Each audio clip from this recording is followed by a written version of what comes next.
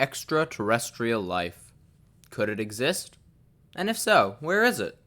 We've been searching for years with no answers in sight. But there is one place similar enough to Earth that it just might have a chance. Titan, Saturn's largest moon.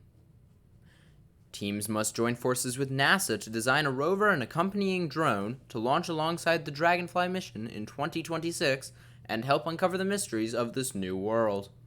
Once landed on Titan, teams must establish a radio connection with Earth, explore the vast terrain collecting samples from each location, install a seismometer to detect seismic activity, and even deploy an AUV to search the depths of Lake Photon.